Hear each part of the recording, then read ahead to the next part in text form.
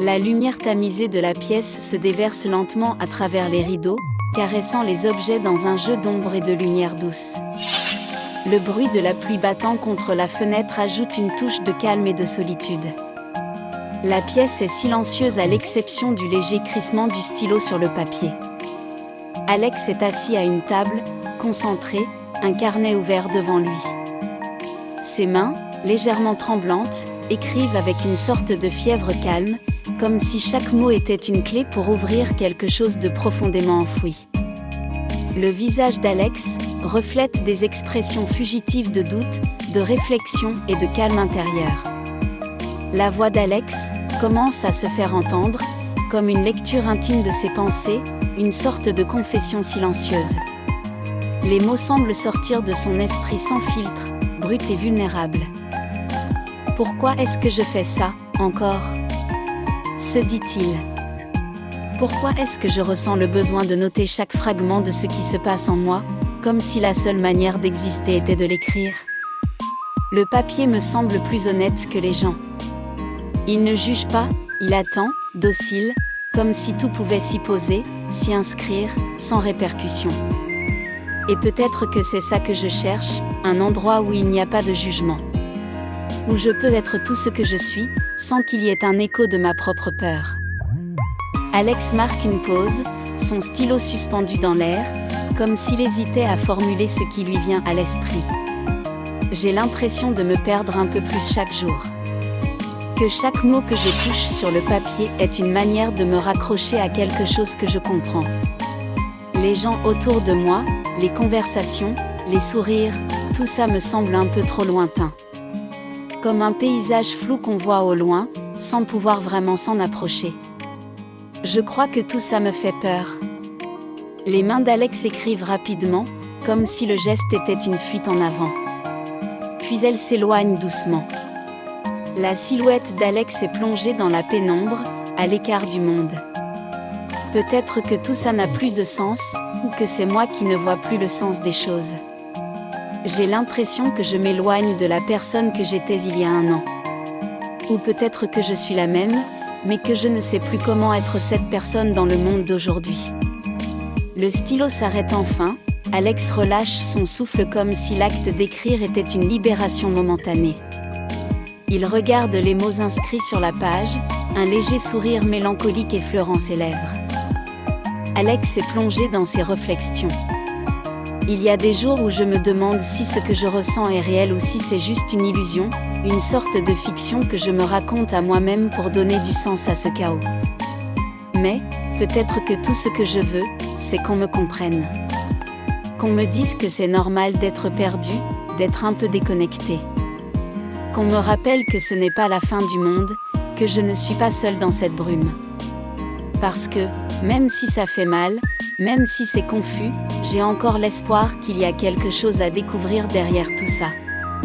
La pièce est plongée dans une lumière douce, presque feutrée, alors qu'Alex se tient près de la fenêtre. Les rideaux sont légèrement écartés, et à travers la vitre embuée, la pluie tombe à flots. Le bruit constant de l'eau frappant les carreaux crée une ambiance presque hypnotique. Il fixe l'extérieur, sans vraiment voir les détails, les yeux vagues, mais absorbés. En dessous, des silhouettes se déplacent dans la rue, pressées, chacun avec son parapluie qui oscille doucement, comme un balai silencieux contre la pluie. Une petite brise fait frémir les feuilles des arbres. La scène dégage une atmosphère de mouvement et de lenteur mêlée. Le regard d'Alex se perd dans ce tableau quotidien, et sa voix commence à s'élever, légère mais pénétrante, comme un murmure adressé à soi-même. Je suis en train de regarder par la fenêtre, mais je ne vois pas vraiment la pluie. Je vois juste des gens qui marchent. Ils ont tous un parapluie, ou presque. Certains avancent vite, d'autres un peu plus lentement. On dirait qu'ils ont tous un endroit où aller, un objectif, une destination. C'est étrange, non ? Parce que, moi aussi, je suis là, à regarder, mais je n'ai pas de parapluie. Pas d'endroit où aller. Je me demande ce qu'ils ressentent. Est-ce qu'ils sont pressés par le temps, ou est-ce qu'ils sont simplement plongés dans leurs pensées comme moi ? La pluie tombe sans s'arrêter, comme si tout ce monde autour de moi continuait de tourner, comme s'il ne pouvait pas s'arrêter de courir. Et pourtant, chaque goutte qui frappe le sol, c'est comme une petite pause dans un rythme qui semble s'accélérer sans fin. Et moi, je suis là, immobile. Je suis là, à les observer, et je me demande, qu'est-ce qu'on cherche vraiment ? Alex prend une longue inspiration, se tournant légèrement vers la pièce, comme s'il essayait de rassembler ses pensées, avant de regarder de nouveau dehors. On court tous après quelque chose, n'est-ce pas ? Après un rêve, après un but, après des promesses que l'on se fait à soi-même, des promesses qui, je ne sais pas, qui finissent toujours par nous échapper. La vie semble comme un grand objectif qu'on poursuit, mais est-ce qu'on sait seulement ce qu'on cherche au fond ? J'ai l'impression qu'on nous a appris à courir sans jamais vraiment nous dire pourquoi. Qu'on doit avancer, être productif, réussir, mais pourquoi ? Pourquoi ? Les silhouettes sous les parapluies continuent de défiler, certains marchent côte à côte, d'autres seuls, une scène apparemment banale mais pleine de signification pour Alex. Il se sent de plus en plus détaché de ce flot, un observateur silencieux. Parfois, je me dis que tout ça, c'est une sorte de fuite en avant. Une course constante pour occuper le vide, pour remplir un espace qu'on ne comprend même pas. La vie, les carrières, les relations, tout ça c'est censé avoir un sens, mais est-ce que ça en a vraiment un ? Est-ce qu'on ne cherche pas juste à s'ancrer quelque part, à donner du poids à cette existence qui, autrement, serait tellement fragile, tellement fugace ? Et puis, je pense à tous ces gens sous leur parapluie, qui se pressent sous la pluie. Est-ce qu'ils savent ce qu'ils cherchent ? Ou est-ce qu'ils sont simplement en train de courir après ce qu'on attend d'eux ? Ce qu'on leur a dit d'accomplir ? Un léger silence. Alex se tourne vers son reflet dans la vitre, se regardant brièvement avant de détourner les yeux. Moi, je me sens un peu comme eux, mais sans le parapluie. Je marche sous la pluie sans savoir où je vais. Parfois, je me demande si le simple fait de marcher suffit, si le mouvement lui-même peut nous apporter quelque chose.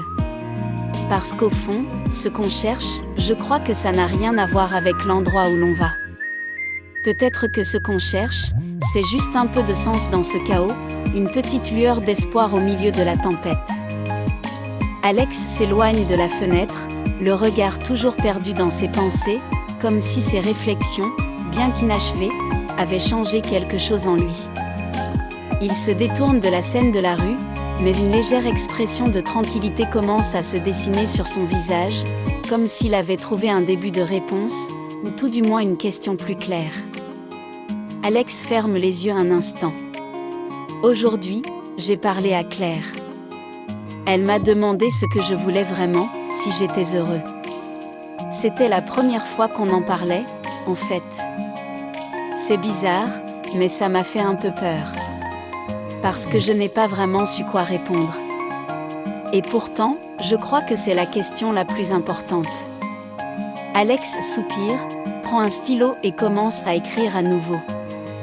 J'ai 24 ans, et parfois, j'ai l'impression d'être un enfant perdu dans un monde trop grand.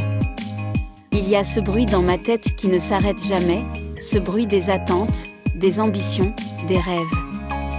Des rêves qui me font frissonner, mais qui parfois me font aussi me demander si je n'ai pas choisi la mauvaise direction.